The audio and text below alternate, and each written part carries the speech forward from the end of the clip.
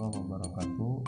Anakku kelas 3, kita bertemu lagi dengan Bapak di pelajaran pendidikan agama Islam dan di Pekerti. Sebelumnya alhamdulillah kalian setelah belajar kemarin tentang Nabi Yusuf ya. Selanjutnya kita masih berbicara tentang sejarah Nabi Syuaib alaihissalam. Nah, sebelum kita mulai pembelajaran, kita mulai dengan berdoa terlebih dahulu. Baik, sebelum kita memulai pembelajaran, kita berdoa terlebih dahulu dengan membaca doa sebelum belajar. Bismillahirrahmanirrahim. Rabbi jidni ilman warzuqni fahman birahmatika ya arhamar rahimin. Anak-anakku kelas 3 berbicara tentang kisah keteladanan Nabi Syuaib alaihissalam, di mana ada 3 pembahasan. Yang pertama yaitu tentang kesesatan kaum Madian, yaitu sebagai kaum dari Nabi Syuaib. Terus nanti kita berbicara tentang Nabi Syuaib alaihissalam melarang kaumnya yang berbuat kecurangan, dan yang terakhir tentang kebinasaan kaum Madian karena tidak mendengarkan Nabi Syuaib alaihissalam. Yang pertama yaitu kesesatan kaum Madian, di mana Nabi Syuaib alaihissalam berasal dari suku Madian. Suku Madian adalah orang-orang Arab yang tinggal di sebuah daerah bernama Ma'an, di mana pinggiran negeri Syam. Saat ini Syam dikenal sebagai negeri Syria. Kaum Madian kebanyakan bekerja sebagai pedagang karena kota mereka tempat persinggahan kafilah-kafilah dagang. Kaum Madian tidak beriman kepada Allah Subhanahu wa taala. Mereka menyembah berhala. Selain syirik, ada kebiasaan buruk yang suka dilakukan kaum Madian, yaitu suka berbuat curang. Mereka mengurangi takaran dan timbangan jika mereka menjual suatu barang. Allah Subhanahu wa taala mengutus Nabi Syuaib alaihissalam untuk menyeru mereka supaya menyembah hanya kepada Allah Subhanahu wa taala, tidak menyekutukannya. Ketika Nabi Syuaib alaihissalam melarang kecurangan kaum Madian, Nabi Syuaib alaihissalam melarang mereka melakukan perbuatan-perbuatan yang buruk. Nabi Syuaib alaihissalam mengajak orang-orang Madian untuk berbuat adil dan jujur dalam berjual beli.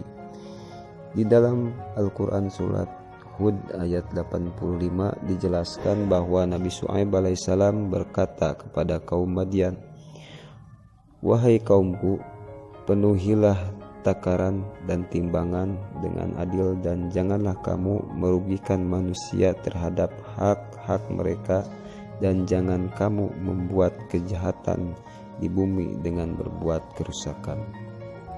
Nabi Syuaib alaihissalam mengingatkan kaumnya pada kenikmatan yang mereka dapatkan agar mereka bersyukur. Kaum Nabi Syuaib alaihissalam tetap tidak mau mengikuti ajakannya, bahkan mereka mengejeknya, mengancam Nabi Syuaib alaihissalam dengan berkata, Wahai Syuaib, kami tidak banyak mengerti tentang apa yang engkau katakan itu. Sedang kenyataannya kami memandang engkau seorang yang lemah di antara kami. Kalau tidak karena keluargamu, tentu kami telah menganiaya engkau. Sedang engkau pun bukan seorang yang berpengaruh di lingkungan kami. Nabi Syuaib berkata, "Dan wahai kaumku, berbuatlah menurut kemampuanmu. Sesungguhnya aku pun berbuat pula.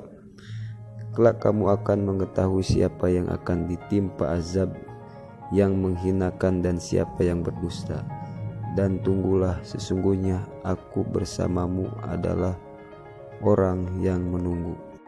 Setelah itu, kaum Madian benar-benar ingkar. Kebenaran telah ditolak dan mereka menantang ajakan Nabi Syuaib alaihissalam.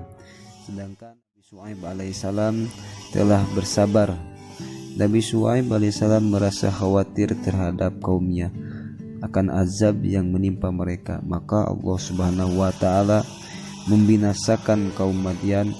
Mereka disambar petir yang sangat keras disertai dengan gempa yang sangat kuat, sehingga mati bergelimpangan kaum Madian, dibinasakan dan dijauhkan dari rahmat Allah Subhanahu wa taala karena menolak untuk beriman kepada Allah Subhanahu wa taala.